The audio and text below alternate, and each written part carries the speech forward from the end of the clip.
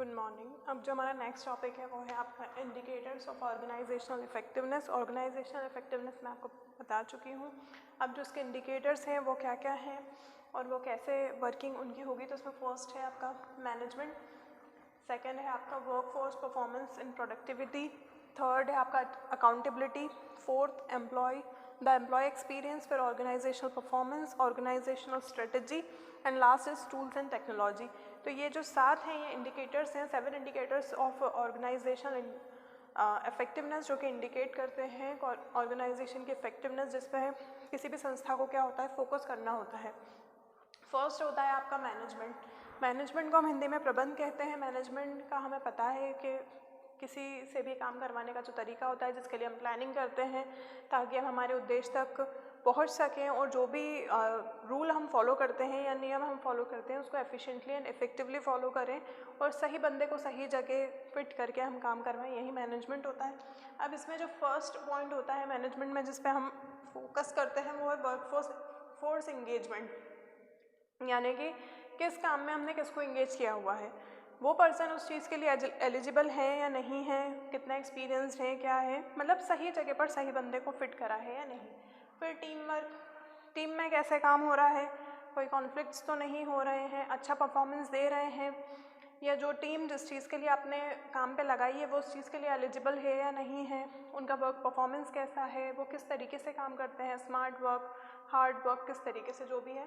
फिर employ productivity, कितना क्या रिजल्ट निकल के आ रहा है, काम तो सभी करके दे रहे हैं, प्रोडक्टिविटी क्या हो रही है, एट दी एंड क्या आ रहा है हमारे हाथ में, क्या कंक्लूजन, क्या रिजल्ट, क्या उद्देश्य हम प्राप्त कर रहे हैं।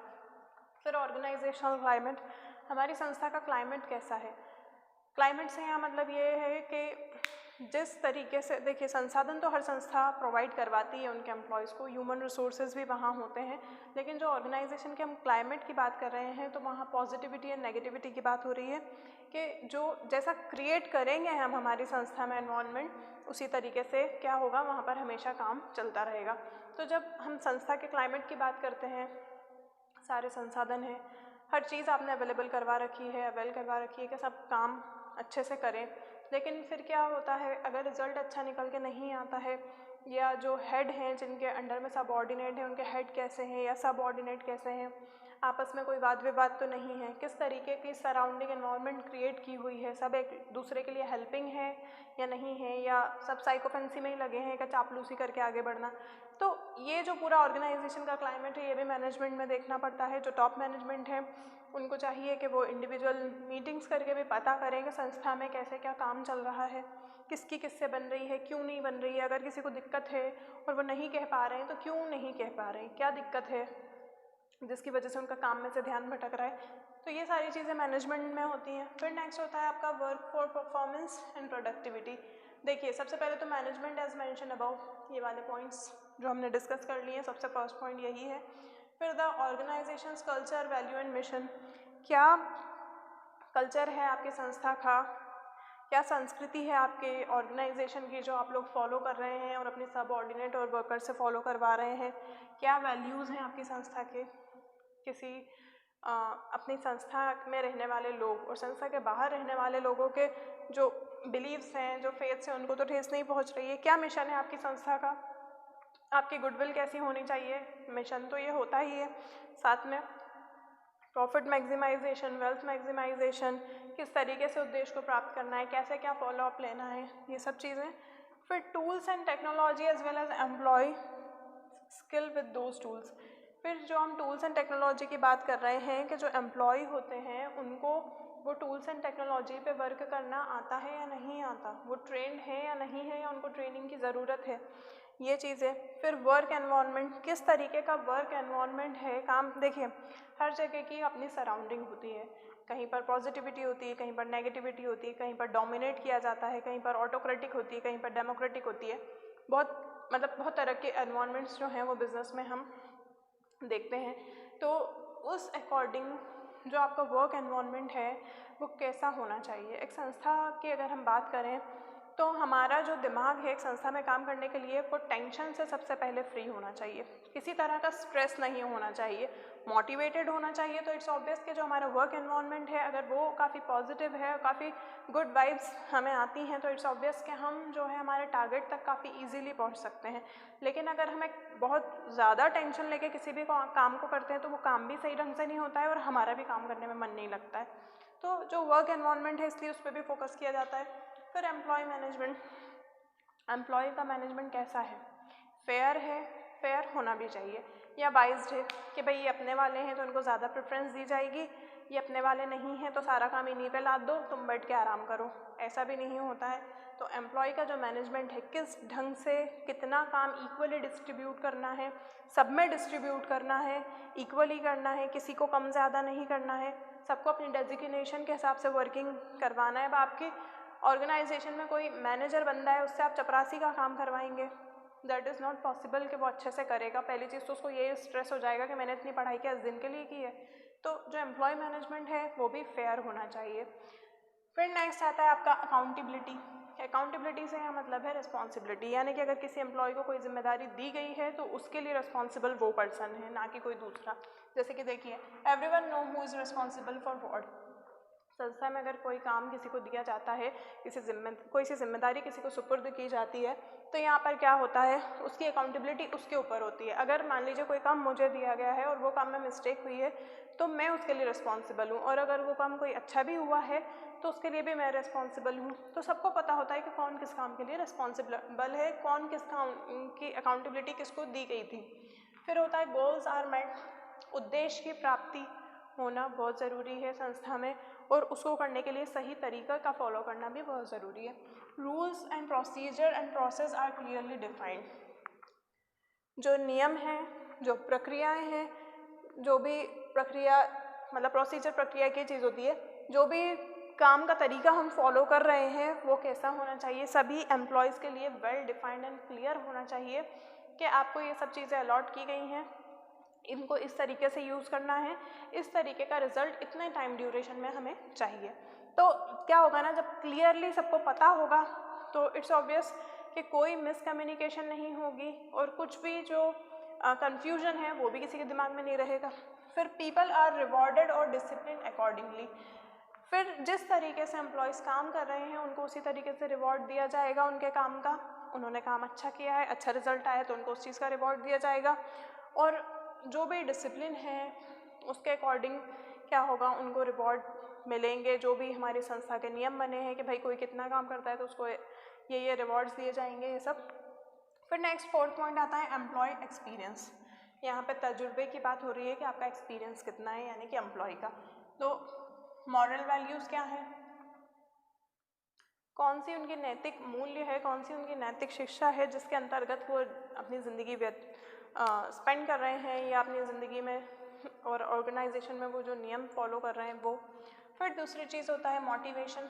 प्रोत्साहित हर पर्सन को करना पड़ता है, चाहे वो वर्कर हो, चाहे सबऑर्डिनेट हो, मैनेजर हो, डायरेक्टर हो, XYZ जो भी है, सबको एक पॉइंट ऐसा आता है ऑर्गेनाइजेशन में कि उनको मोटिवेशन की ज़रूरत होती है, तो वो मोटिवेट है या नहीं। फिर कमिटमेंट, जब हमने उन्हें जॉब पे रखा था तो हमारा उनसे कमिटमेंट क्या था कि हम उनको कितनी सैलरी देंगे, उनको कितना काम करना है, कितनी देर रुकना है, क्या उनका जो वर्किंग क्राइटेरिया है वो क्या रहेगा, बहुत सारी चीज़ें, क्या डेजिग्नेशन उनकी रहेगी, उनके संस्था के साथ क्या कमिटमेंट है, या जो भी टास्क या जो भी गोल हमें अचीव करना होते हैं तो उस ड्यूरेशन में एक एम्प्लॉय का उस ऑर्गेनाइजेशन से, उसकी वर्किंग से क्या कमिटमेंट होता है।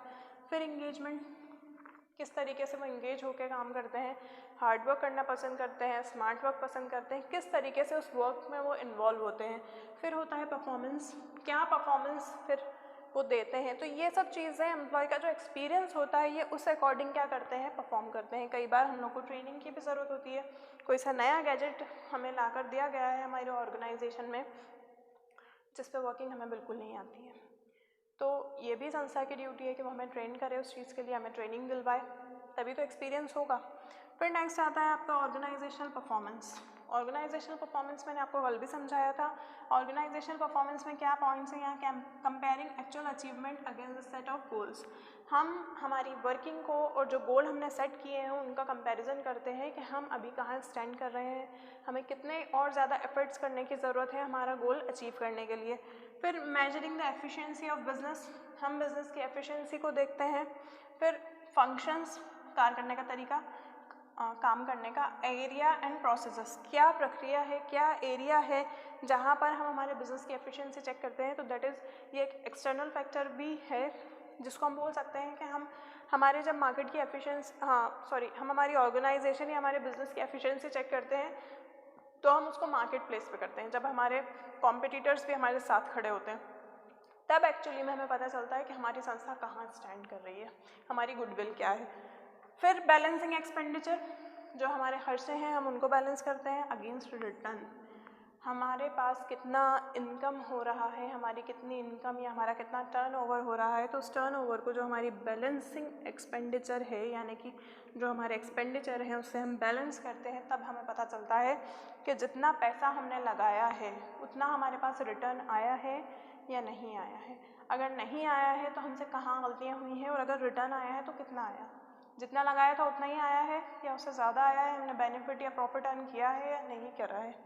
फिर होता है ऑर्गेनाइजेशनल स्ट्रेटेजी, हमारी संस्था में जो हम रणनीतियाँ बनाते हैं किसी भी उद्देश्य को प्राप्त करने के लिए, यहाँ उन रणनीतियों की बात हो रही है। देखिए जब हम स्ट्रेटेजी की बात करते हैं तो स्ट्रेटेजी लॉन्ग टर्म होती हैं, पॉलिसीज़ शॉर्ट टर्म होती हैं।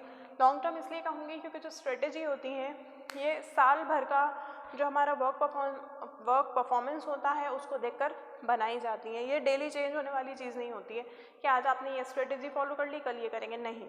ये जो स्ट्रेटेजी वर्ड है ये एक लंबे समय के लिए हर संस्था में क्या होता है करा जाता है, प्लान किया जाता है कि इस साल इस तरीके से काम करेंगे, ये वाला जो ऑफिस है ये इधर रहेगा, ये वाला जो अपना वेयर हाउस है ये इधर रहेगा, इधर मशीनरी फिट्स होंगी। तो ये लॉन्ग टर्म प्रोसेस होता है, इसलिए मैंने इसको लॉन्ग टर्म कहा है। ये हम डेली चेंज नहीं करते, आप डेली ये चेंज नहीं करेंगे कि आज मशीन यहाँ रखी है तो कल कहीं और रख दें हम।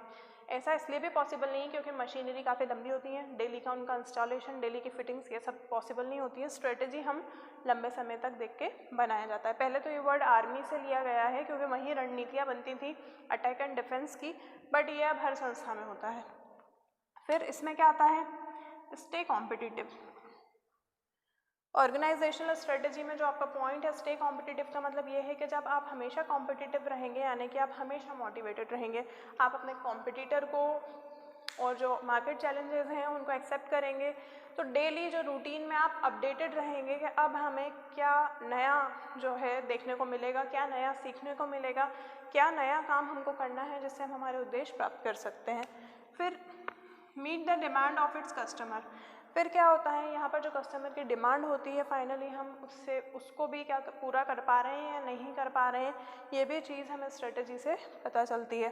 फिर adopt the changing needs of the market place, जो हमारी चेंजिंग नीड्स होती हैं, जो चीज़ें जो ऐसी ज़रूरतें जो हमें चेंज करने की ज़रूरत पड़ती है, तब मार्केट प्लेस में वो कहाँ चेंज करते हैं, कहाँ चेंज करेंगे, कहाँ आवश्यकता होती है, चेंजेस की ज़रूरत है भी या नहीं है, यहाँ हम वैसे ही सोच रहे हैं।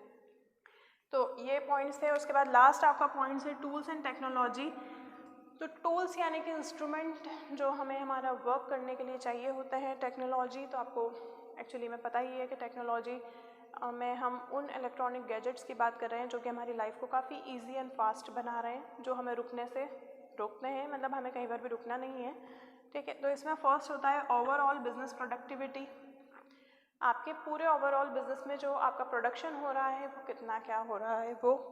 फिर जो वर्क फोर्स एक्सपीरियंस है, क्या एक्सपीरियंस मिल रहा है आपको, कैसे क्या काम किया है, जो भी काम किया उसका रिजल्ट आपको पता चल रहा है, उद्देश्य प्राप्ति हो रही है नहीं हो रही है। फाइनली हम पहुंचते हैं ऑर्गेनाइजेशनल रिजल्ट, यानी कि हमने क्या प्राप्त किया है।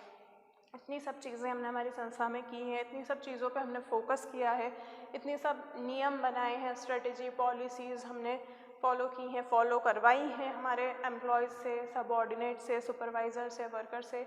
तो हम कहाँ स्टैंड कर रहे हैं, हमारा गुडविल क्या है, मार्केट में हम कहाँ हैं। तो ये सारी जो चीज़ें होती हैं ये ऑर्गेनाइजेशनल इफ़ेक्टिवनेस होती है, यानी कि जब हम संस्था में काम करते हैं तो उसको इफ़ेक्टिवली एंड एफिशिएंटली जो है अपने गोल तक पहुंचानी है। इसी बेसिस पे हम हमारा ऑर्गेनाइजेशनल परफॉर्मेंस क्या करते हैं, मेजर करते हैं, या हमारी ऑर्गेनाइजेशन की जो इफ़ेक्टिवनेस है वो हम मेजर करते हैं। जो मेजरमेंट वाला टॉपिक है ये हम नेक्स्ट लेक्चर में जो है डिस्कस करेंगे।